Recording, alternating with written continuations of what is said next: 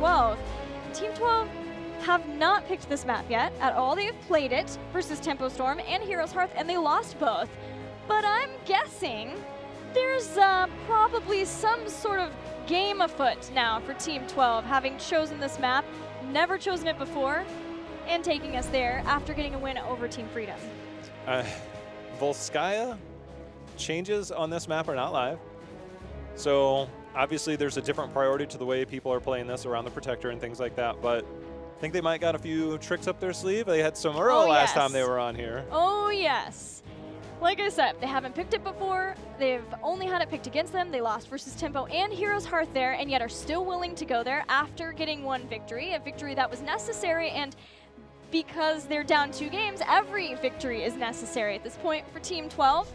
That they're so confident heading to Volskaya Foundry, I think says a lot about the type of strategy we might be seeing from Team 12 here. I just wonder if that is going to go back down the Samuro route. So far, Anna, though, 0-2. It's a struggle. It is a struggle. Oh, that last fight, she just picked off and obliterated. ETC ban for Team Freedom, so kind of lending back toward the ETC ban into Terrio pick that was prevalent every single time Team Freedom had first pick versus Space Station. Does Team 12 then ban Terrio? Are they concerned about Genji, Hanzo, Genji, yes. I think Genji is definitely better. And if I'm Team Freedom, there's an outside shot. So Hanzo's really strong, really, really strong. But Team 12 has not been strong with Hanzo. So that's true. I would, if I'm Freedom, I might consider taking the Greymane away from them and then just saying, we're going to take Greymane, you play Hanzo. Oh, wait a minute. It's clearly one of the two that Team 12 it feels like they need to ban, but which one do they possibly get left with? I kind of wonder if they're trying to ban the one that makes the other one look more appealing to Freedom. Freedom don't take the bait, they'll get the Tyrael again. But that does give a Greymane, a certain Greymane to Team 12 if they'd like it. I think that Greymane should have priority here if I'm on the side of 12. You take it away from Freedom to pair with Tyrael, but it's also been one of, I think, you know, the win rate hasn't quite added up. It's not bad. I mean, coming into this weekend, 5 out of 7 games, or 4 out of 7 games, when Cura's on that hero. And it's looked good, especially that last, the last little bit. So I'm comfortable with them getting that. I just wonder, is it Blaze? Is it ETC? Where do you find that synergy to pair with that Greymane? I'm just trying to think of all the counters when it comes to supports, especially when we look at Freedom, whether it could be the Lucio, the Karazim, things like that. There's just so much to consider in this early part of the draft when you see Collusion's hero pool on the other side. What a series this would be if we end up with a reverse sweep. Hanzo Blaze. Bunker on the control points. Gonna be fairly annoying for Team Freedom to deal with. Is there any world we don't get Greymane here?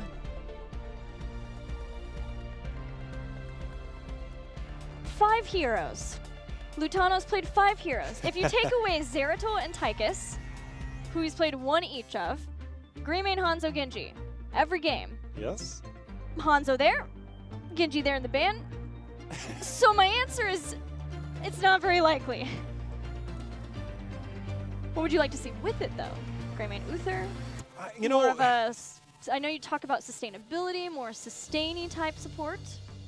It feels like right now, the way Freedom wants to play, it seems like whatever path they go down here, they have enough flexibility to work around it, whether they want to go a Diva down the road, whether they want to go Ragnaros or Malthael. Instead, we get a Greymane that is locked in, and the Abathur, which takes care of Nasmus's hero. So they have a very strong, they have the global presence, and they have very strong team fighting presence. Yeah, there are long control point fights. They last quite a while, and so Abathur can get a lot done. Heroes Hearth had a great Abathur game on Volskaya Foundry versus, was that yesterday? It was yesterday. When they showed it? Yeah, they had Arthalon on that, and it worked out extremely well for them. They weren't able to be maybe as dominant as we've seen them be for the first couple of control points, but their fighting and their ability to just basically waste Simplicity protectors was still able to make sure that they didn't take too much structural damage while they started to ramp up that Abathur. This confuses me a little bit. Yoda can play Abathur, but I think the style that Team Freedom likes to play tends to have Nasmus on Abathur in this situation and then play that double back line, not necessarily have the double front line. I mean, I could be wrong, but in this situation, from what I know from Freedom, I don't know if they're going to go down the melee route here. They very easily could, and you take Malthael out of the equation, you open up the door, makes Uther a little bit more appealing. If you're on the side of Team 12, Uther doesn't do well against big AoE style heroes. So you have that available to you if you're Team 12, if that's the route you just want to play it safe. Yeah, it does feel more like a safe pick, especially because, as you said, you don't know for sure who's going to play that Abathur, because both Yoda and Nasmus have shown it for Freedom, and that kind of flexibility is enough that Team 12 will just say, you know, this is a very standard ban here. We're not really sure. We could maybe try to limit some of the supporting. That is a great ban. Go ahead. I was just saying that I think that they wanted to go down the Uther route. Malthael, a pretty decent Uther counter when it comes to trying to get in there and spread that AoE damage. And I think that's just a great ban. And I think that they recognized that when they saw the Malthael ban. So good counterplay here in drafts. Yeah, it'll kind of limit them slightly in supports too, but with Collusion, he has a lot of different favorite supports, and he will be able to have something to go along with this. And in having both Abathur and Tyrael, it's a little more, there's a little more leeway for whatever support we end up getting from Collusion. Last night, remember at the end of the curse game, I was like, I think he pre-cleansed that Cocoon. I went back and I checked it. With the dash? He did, post 16, he did pre-cleanse with that. I was like, I'm pretty sure that's what happened. I need to go back and watch that. I went back and I watched it. It did happen. Collusion right now is on fire in the support position. I think at this point, he's going down either Lucio or Karazim, no matter what.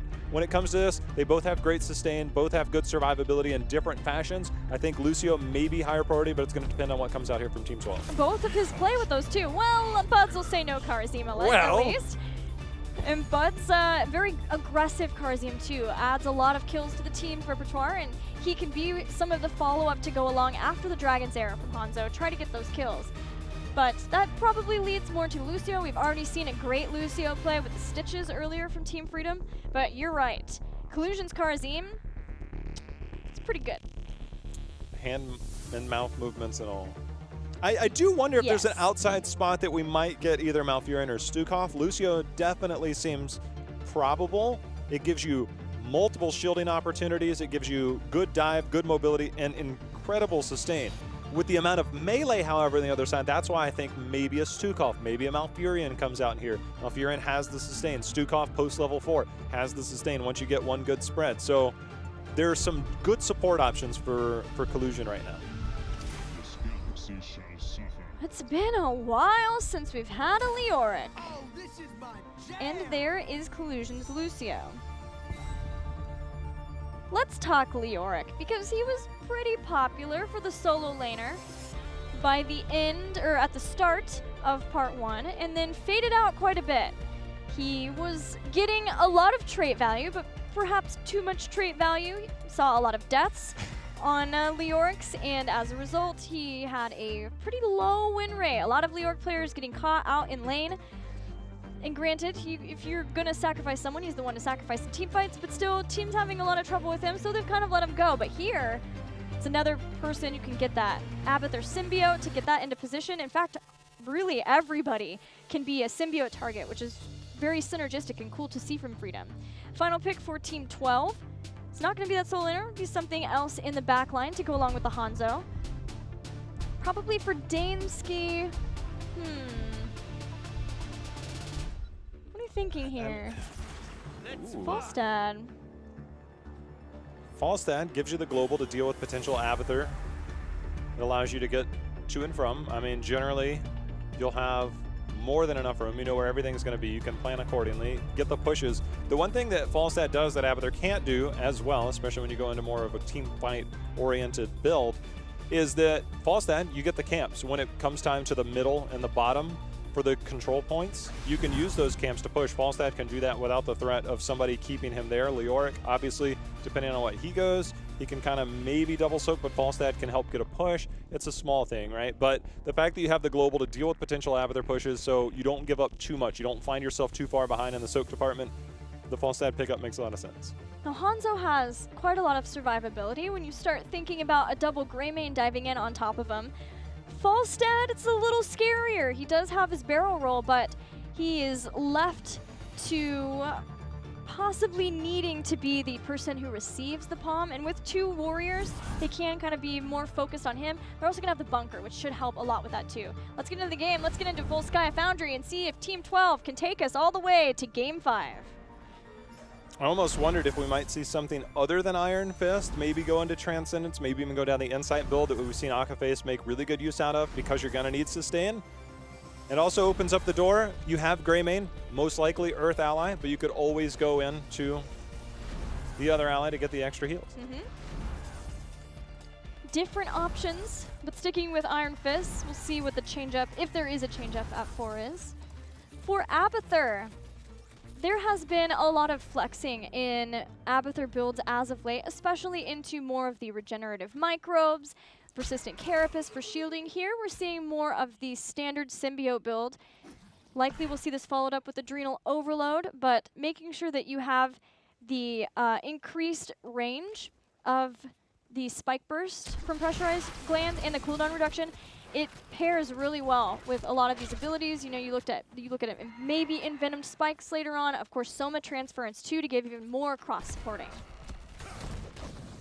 Everything that Team Freedom does with their drafts is to maintain control of battlegrounds, check rotations. As we saw, as we passed by there when we saw collusion in the bush, you could see a mine that was down on the turret camp. And that way you know you have eyes on where your opponents are. It's never going to be about wave clear. It's about keeping control, keeping vision of your opponent. Team Freedom will capitalize on every single moment that they get from that. They're trying to do just that, and importantly for them, slow things down, make sure that they can at least stay even with Team 12 while they still have this Abathur who will be ramping up more and more. Leoric too. Leoric is going to be able to do a lot, especially once he gets his Neil Peasants at 4, if that's the talent of choice for him, as he can try to do more of a dual soaking. You know, we start with the mid control point, but later on you're going to go to the top and then the bottom, and that's a place where Leoric can bring a lot to the team. Nasmus and Abathur, Leoric and Abathur there. Just kind of rotate between lanes, hat, and move along, and allow the other team, or allow the rest of your team to just kind of move around, look for opportunities. Those opportunities at this point are actually going to come in the form of a camp. And as I said, there's a mine. It's just going to be in key points. Key points, control points, whether it's camps, rotations, everything. That's what the whole thing is for Freedom. Freedom has their turret now. Team 12 does too. The assault camp will be dealt with by Team Freedom, and they'll have the later camp timing to try to push along with that with the Leoric. And now Team Freedom just getting back out into the lane. We're going to have control points here in just a little bit.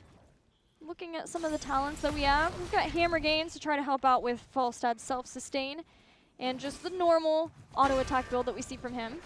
I think I like that a lot. We also see the auto attack build coming out from Hanzo, which means that he's going to look to drop down some of that armor, which will further complement Seasoned Marksman. You get more auto attack damage, you control that front line, and you get the armor reduction at level 7. There's a lot you can do with this. Post 13, you'll likely have Giant Killer as well, so it gives you a lot of frontline control. And if you look at the side of Team Freedom, sometimes this is a key point for us. The only thing you have is slows. You have no hard CC. So when they come in, you're not worried about being locked down. You can sit there, stay on there without the threat of being hit hard. You always have the barrel roll if you need to go away because they can't stun you out of it, unless we get a judgment. But regardless, you have that threat now with these builds between Hanzo and Falstad with that in mind. Yeah, the sharpened arrowheads is going to be huge, and Team 12 are just about there, getting to level 7. I'm looking at Ghastly Reach, though, having the increased range of Skeletal Swing for Leoric over having Neil Peasants. Maybe trying to make sure that he can hit that backline a bit better with the slows, having the range from that.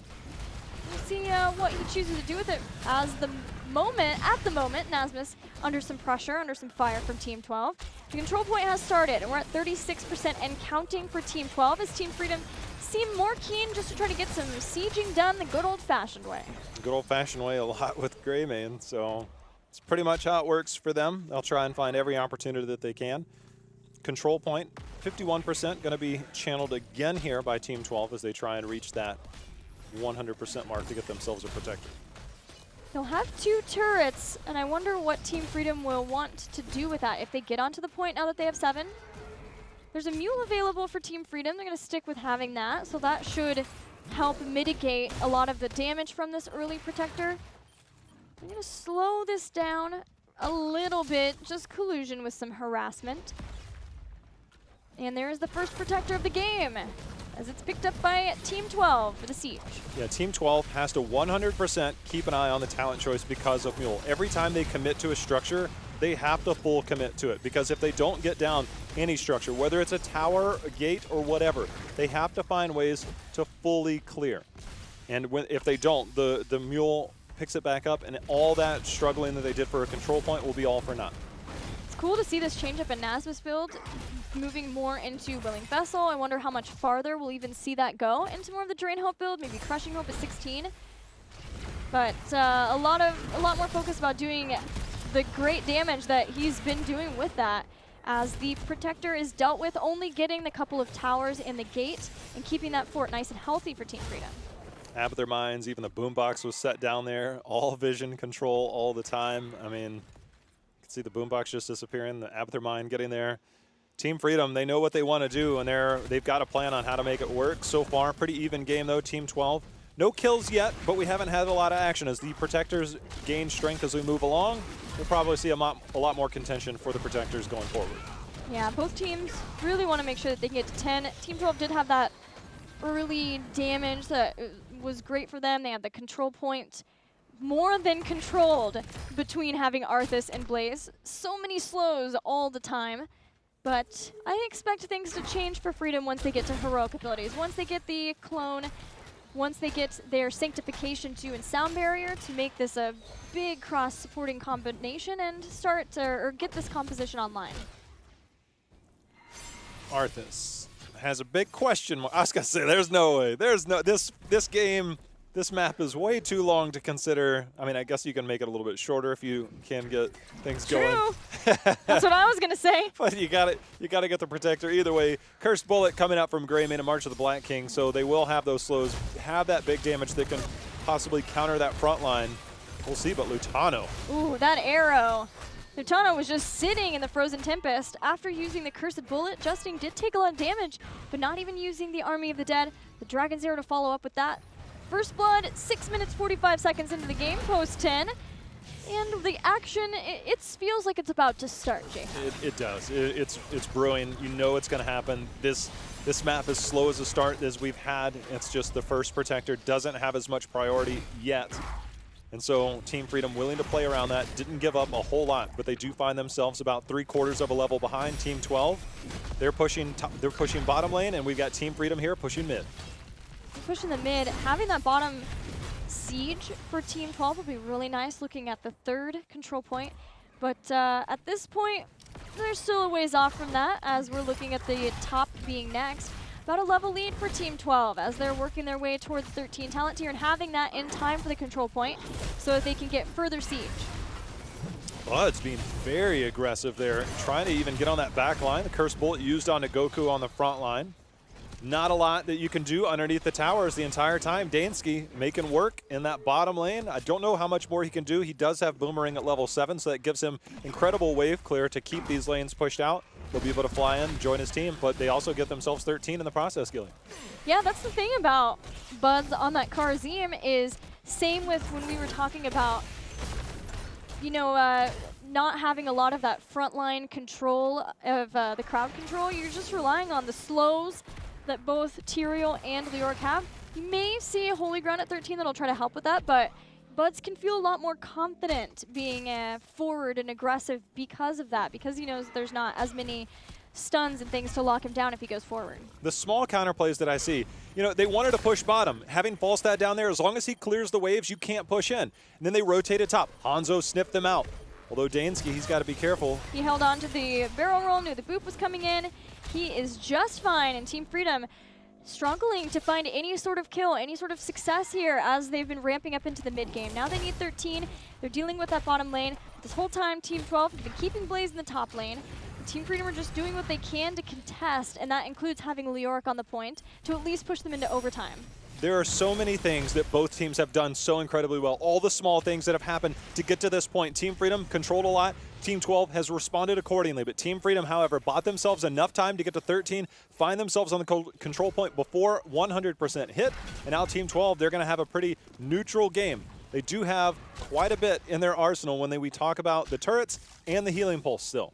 Yeah, the turret got left, so we're seeing Arthas just now be able to rotate up. Of course, Falstad can fly in and look for a gust, whether it be safe or aggressive, but he's going to rotate on up. So we have everybody here and ready. The longer Team Freedom stalls this out, the more Abathur can potentially do. But Abathur is going to go into clone mode. Team Freedom are looking for the fight. They are. Bunker had to be used there. Goku getting out of there. Yoda has gone down on the clone. The control point still controlled by Team Freedom, but Goku trying to heal up in the meantime. Look for Team 12 to re-engage, try and turn this around. But the turret's zoning out for the moment before Team 12 can walk in. There's one turret down. Team 12 will get in to the point at 96%. It's still counting up as Team Freedom are here. Now the overtime has been procced in Team Freedom's favor. March the Black King goes out. Sanctification immediately following up, keeps him alive. They still have the sound barrier. They still have that support, and they're going to need to use it, though, because Nasmus is falling low. A boop back does not save Nasmus's life. It's Leoric. He'll be back, but it's enough time for Team 12 to claim the point. Team 12 doing so many things right now.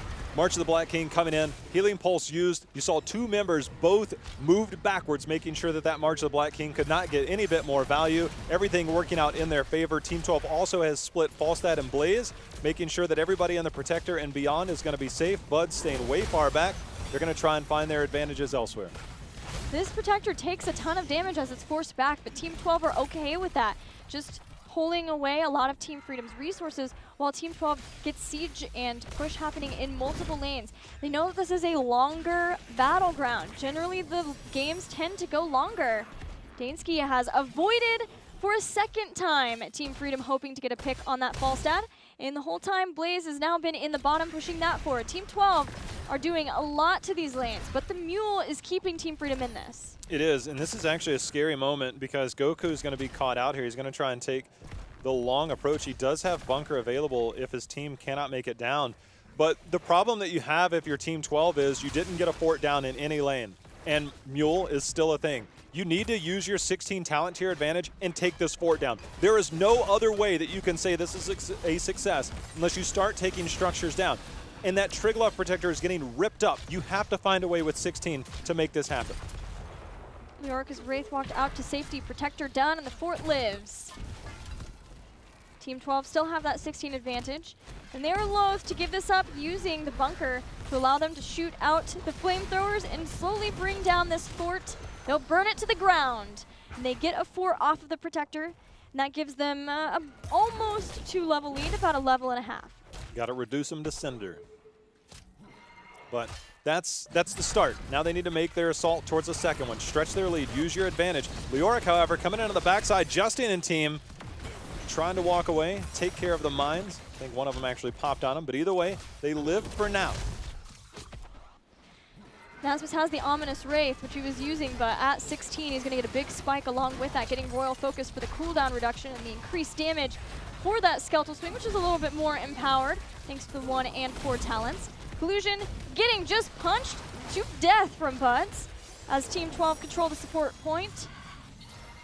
Way of 100 Fist is probably one of the most satisfying talents later in the game. Do you mean sound-wise or just no, as just a support getting to punch ability-wise, people? It does so much damage. And when you can get on there and freely get onto the back line like that, again, there's no hard CC to be like, look, we're stunning you out of this and we're going to kill you. He doesn't have that threat as a Kharazim. So he is more than okay with going into that. Sometimes you think, oh boy, this is a bad spot to be in. But there's literally nothing to keep him from going in and out there. That's exactly right. That's the nice thing versus that Tyrael and the Leoric, and why we get to see him pick that way of 100 Fists instead of something like a Cleansing Touch to get the team out of danger from a lot of crowd control. Team Freedom looking for these openings, but generally staying together, even with Nasmus as the Leoric together. And Team 12 aren't doing that. Team 12 are just rotating faster away, using that advantage that they've had. They're slowing down these rotations using that Blaze, and they're allowing Blaze or Falstad or whomever to just push for free while they 4-man respond to things and make sure to get their camps they know where Team Freedom wants to try to fight them. So they're doing this beautiful sort of baiting of fights, but never truly giving it to them and getting some sort of result elsewhere. They have to get these structures down. They recognize that. Normally you can let these go through. The fire should burn that down, but Blaze has to get out of there. March is in. Blaze using that adhesive petroleum, trying to make sure to slow the retreat. The Dragon's Arrow goes out. Nasmus is already down as Team 12 looking to turn around this fight. Already, no Leoric, no Tyrael, no Sanctification for Team Freedom. They'd use the Sound Barrier too, but they still have the clone on the Greymane, and the Greymane himself goes back in with the jet propulsion to take care of the clone. Team Freedom, still no kill as the re-engage was fierce from Team 12. The re-engage was there. That Dragon Arrow, Gilly. It was good. That was a massive Dragon Arrow. It hit multiple people. The one thing is, they're getting close to 20 as Team 12. They got the fort down. I like the fact that they're making sure that they're aggressive enough, right? These structures have stood for way too long in this game, and if they did not take that, Mule was only going to heal it back up. They get the experience, they get closer to 20, ended up working out in their favor to get the kills as well. So things turning a little bit in Team 12's favor as it's 4 kills to 0. They've got a lot more to go here as the keeps are going to be next in line for their targets. Team 12 are going to push in the bottom lane ahead of this Protector 2 as they keep Arthas on the point. Nasmus is going to go for the long flank around and try to scare that false start away, but in going for this siege in the bottom, using that bunker again for that, they have forced a lot of Team Freedom back, so Freedom kind of looking to go back. In the end, it's going to be Zagrak who stays here with the shield on the minions to slow down Team 12. But Team Freedom are desperate for answers. They have to get some structures down. They need to get 20 to try to defend through this push. I mean, if you're in a game and you have the experience lead and you see a team counter pushing another lane and they're just on fort and you have that, you don't hearth and respond. You go and you push that lane in and you take advantage of it. Now, with the Protector, Gilly, they've got 20 to your advantage. They got the keep wall down, which means that this keep sitting at 50% health, a little higher when that Mule gets a bit more value in here. But they should get the first keep of the game down here. And if they can really get a pick or two, maybe win the game. Yeah, this Mule hasn't had that much time to be able to get this, and Goku has been throwing out fire to burn it down too. The Protector jumps onto the keep. This keep is very low. Big stun from Goku as he dives in on top of Team Freedom, though he gets slows down, forcing out the bunker. Sound Barrier used. The wind tunnel separates the team, hits the reset button on this team fight. Buds hops on out of there. They have not obtained the keep yet. The clone is now down. Look for them to re-assault here. Nasmus trying to reduce some of the damage coming out from the team of Team 12. They need the keep, and they need to try and get out. If they stick around too long, it could come back and hurt them. Keep so close to being down. Range damage was inside of that Protector. They had the strong front line, the controls of both Arthas and Goku, and then the supporting of Buds to help them out too. They had the ranged in, and for Team 12, that plot worked. They get the keep just before Team Freedom can get their Storm Talents, but Abathur in the top, he got some work done. He's keeping Team Freedom in this game. Yeah, that's such good experience value there. You were in the lane, you were able to get the push, you got part of the keep wall down. It might not look like much, but the small experience matters. It also opens up a potential win condition. You take one big team fight late, you now just scoot right past whatever is left there. You go straight to the keep, and then you go straight to the core. So there are things that definitely opened up there. It's small, but it's notable when you talk about Team Freedom doing that with that Abathur. Level 20 is here for Team Freedom now as they get a lot of sustainability between what they have. They have the Hive Mind for the double symbiote.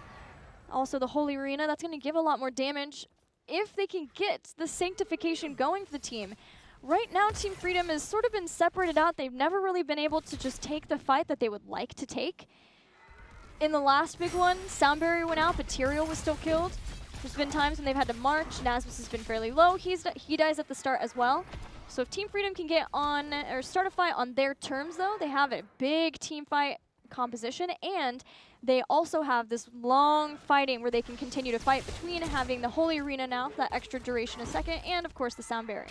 A couple things to consider if you're Falstad. You did not go Epic Mount, so you don't have that quick flight and the shorter cooldown. Instead, you went Wind Tunnel. Now, a lot of times, Falstads will be aggressive in a lane, force out rotations, especially if there's catapults, but then you have to get out of there. And one of the reasons is because you can be stunned out, locked out of your flight. Falstad cannot be stunned out of his flight. So, as it stands, you could, as a Falstad, move to the bottom lane, push out that yes, you're susceptible to burst damage, but unless they full collapse on you, I guess you can boop out of that. That's pretty much it. So the boop is going to be the only thing at this point. So if you're Falstad, you actually have the upper hand in pretty much most scenarios outside of the boop. Team Freedom are starting the assault now. They have a keep down. They can kind of slow things down in that lane with the catapults thanks to the Abathur. But they are looking for some place, some bruise on Team 12 to push. Somewhere that they might be able to turn this game around. Team Freedom can find that. They will defeat Team 12 and be able to claim a spot in the Western Clash. But for Team 12, this series is just as important. It's not a guarantee that they even get to go to the Western Clash based on this win, since they do have the 2 losses so far to Tempo Storm and Heroes Hearth. For Team 12, losing a team fight here, Team Freedom could very easily just take a team wipe and win the game. They have a gray main. You could just get on the core and go directly in. You have Abathur as well. They've already got the clone out. They're looking for a fight early, Gilly. Nasmus is going to go right into the back line. Team 12 separates out, making sure that they don't fall victim to that March of the Black King. Yoda, as the clone and Nasmus get pushed back thanks to the wind tunnel. That's done. Yoda has a little bit more time on this clone. He's trying to do what he can, but Team 12 are just holding through it. Yoda will take out the well, so there's at least no way of being able to reinitiate off of that. But Team 12 are ready to pounce. They're looking to pounce as well, but the turret's doing so much to control that front line. They're starting to go down, and Justin going on the backside misses the route there, but Nasmus, he's on the backside, seeing if he can take anybody down as the March of the Black King comes out. It comes out, hits a couple of people. Now Bud stuck away from the team. He gets slowed down. As Blaze hoping to slow the onslaught of Team Freedom as they go back. But this is the difference. Now that Team Freedom have their 20s, they are way more survivable. You're talking about Shroud of the Dead King, the protection you get from that bonus track to have the increased time for Amp It Up. The Hive Mind for the double carapace there, and Sanctification, Sound Barrier, these tools weren't used. Yeah, the clone was used, and yeah, Team 12 dealt with it, but even just trying to reinitiate, Team Freedom didn't have to use those 2 huge survivable heroic abilities. Think about what just happened. It was about 40%. Team 12 had to hearth all the way back. Imagine if they had that well. Yoda took that well out at the back end of his clone right before that. Nasmus under assault though to start. March of the Black King back out again. Uses it for that self-heal, and as soon as it's done, Goku dives in. Sanctification and Sound Barrier used at the exact same time, and neither keeps Nasmus alive. 89% is where the control point sits for Team Freedom, but in using that, they're going to have to back off. Yoda uses the clone, cloning the Grey Mane. It is dealt with swiftly by Team 12. Bottom lane, he's gonna, he nearly takes out Goku, but a nice bunker play from Goku keeps him alive. And what we've seen, everything from Team 12 is pushing with the Protector has not amounted to what they want. Nasmus is almost back, by the way. Goku still has a long walk back. With Nasmus almost back, this is Leoric trait value at its finest. The clone's still a ways away, I believe, despite the timer being there, but there it is, 45 seconds. No clone, no sync, no sound barrier. Justin uses Army of the Dead so that he can sit on this point for a while, though Curse of Bullet comes out. Nasmus is going to go for his 3rd March of the Black King in this Shrine phase alone. And he finally will fall. The wind tunnel pushes Team Freedom up the point they're staying on, using the wall to the best of their ability, as the control point was not captured by them. Team 12 got on in time, so it wasn't counting up. They're still at 89%. Team 12 at 52. Blood's going in. The Dragon Arrow lands. Play the game. They're trying to make the play. Zugrug going in so far, and Tyrael goes down. Bud's making the play. Does he have a dash out? As Tyrael trying to get that trait value, does not land. That is 2 members down now on the side of Team Freedom, and Team 12 looking primed and ready to get this Protector. Talk about play of the game. Butano, or Kira threw out the arrow, but it was Buds who sealed the deal, got that kill. Now Team Freedom still getting onto the point, using the clone again. This has been the longest control point that we have seen in HGC North America. This fight has been so back and forth. Nasmus is back. The clone is gone. Goes in with the swipe. Now Nasmus goes forward, went into his Wraith Walk, but he's still going to fall. The Protector grabbed by Team 12. You've got to end this. Catapults are pretty much already on core. You clear out the minions, allow your catapults to come in. 40 seconds before Leoric. However, 15 seconds for Tyrael. All systems are go here for Team 12 to try and end this game and take us to a game 5. We're looking at Buds outside of this Falstad. Outside of this Falstad has his Gust. He has Wind Tunnel from that too. They need to make sure not to group. Plutano gets forced back, and that is difficult because that's Greymane, that's the damage. And Team Freedom are going to lose their core. Team 12 take us to Game 5. They're doing it. I mean, they are turning this game around, or turning this series around. Yeah, the reverse sweep is now a distinct possibility. We're down to 1 game. This team woke up.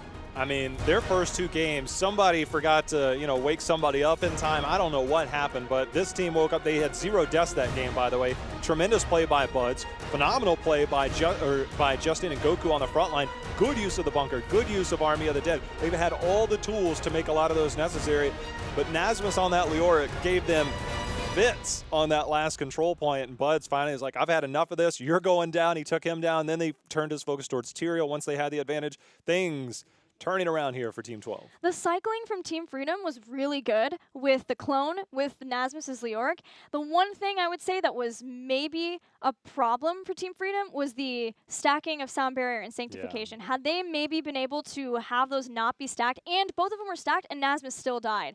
I felt like that was a point where Team Freedom did start to have to throw everything, kind of caution to the wind, and for them, they were always playing that fight behind. They weren't able to get the full channel so that they could send it into overtime in their favor. So for them, yeah, they did everything in their favor, or everything they possibly could from that point. It's just that point did feel like it set them behind. But for Team 12, though, that means they are starting the potential reverse sweep. We are looking at a Game 5 between these 2 teams, and we're going to get to that Game 5 after the break. Stick with us. We'll be back.